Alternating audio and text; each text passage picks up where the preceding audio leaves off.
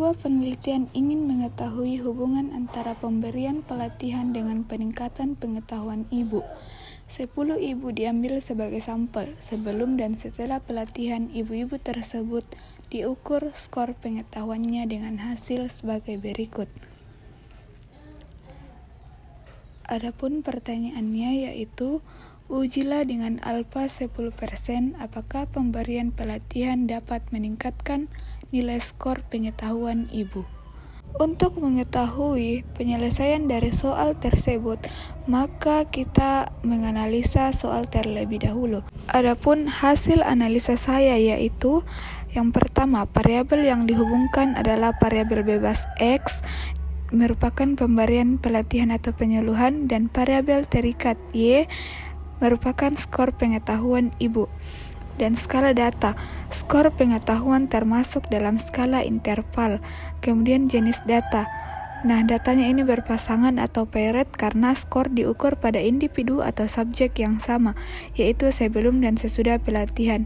Nah, jumlah kelompok itu satu kelompok yaitu 10 ibu, namun diukur sebelum dan sesudah, maka jumlah data menjadi 2, yaitu data kelompok sebelum dan data kelompok sesudah pelatihan atau penyuluhan.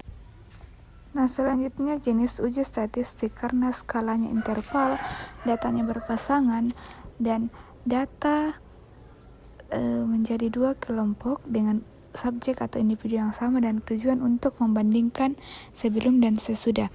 Kemudian jenis hipotesisnya itu adalah hipotesis komparatif karena ingin mengetahui apakah pelatihan meningkatkan pengetahuan ibu. Maka uji hipotesisnya itu adalah hipotesis satu arah, di mana arahnya itu meningkat. Maka dapat disimpulkan berdasarkan tabel uji hipotesis, kriteria uji yang digunakan adalah uji T berpasangan. Adapun langkah-langkah perhitungan dengan uji T berpasangan atau parity test adalah sebagai berikut, di mana dapat diketahui dari soal tingkat signifikannya itu alfa sama dengan 10%, nilainya itu 0,1 dan n-nya sama dengan 10. Dan rumus untuk mencari T hitung adalah sigma D per N dibagi S per akar N, di mana T itu adalah statistik uji T, D adalah rata-rata perbedaan antara pasangan pengamatan, S adalah simpang baku dari perbedaan antara pasangan pengamatan atau biasa disebut dengan standar deviasi, dan N adalah jumlah pasangan pengamatan. Nah, karena dari soal nilai S-nya tidak diketahui, maka rumus untuk mencari nilai S-nya adalah S sama dengan akar 1 per N kurang 1 dikali sigma D kuadrat dikurang sigma D dikuadratkan dibagi N. Nah, untuk mempermudah, maka kita buatkan tabel sebagai berikut, di mana tabel pertama itu merupakan skor sebelum pelatihan, tabel kedua merupakan skor setelah pelatihan. Nah, tabel ketiga itu merupakan selisih antara skor sebelum dan setelah pelatihan. Kemudian semua selisihnya dijumlahkan, maka totalnya sama dengan minus 24. Nah, selanjutnya tabel keempat merupakan selisih antara tabel pertama dan kedua yang dikuadratkan. Kemudian semuanya dijumlahkan, maka didapat totalnya sama dengan 92. Nah, selanjutnya ada pun bunyi hipotesisnya, yaitu hipotesis 0 adalah tidak ada peningkatan skor pengetahuan setelah pelatihan, atau mu D lebih kecil atau sama dengan 0. Dan hipotesis alternatifnya itu berbunyi ada peningkatan skor pengetahuan setelah pelatihan, atau disingkat dengan mu D lebih besar daripada 0. Nah, selanjutnya nilai yang kita dapatkan pada tabel tadi kita masukkan ke dalam rumus untuk menentukan nilai T hitung, di mana T sama dengan sigma D per N dibagi S per akar N.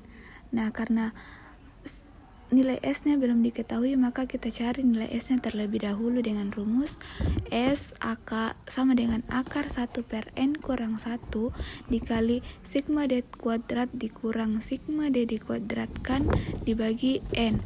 Nah, nilai yang kita dapatkan kita masukkan ke dalam rumus berdasarkan dari tabel yang telah kita buat tadi.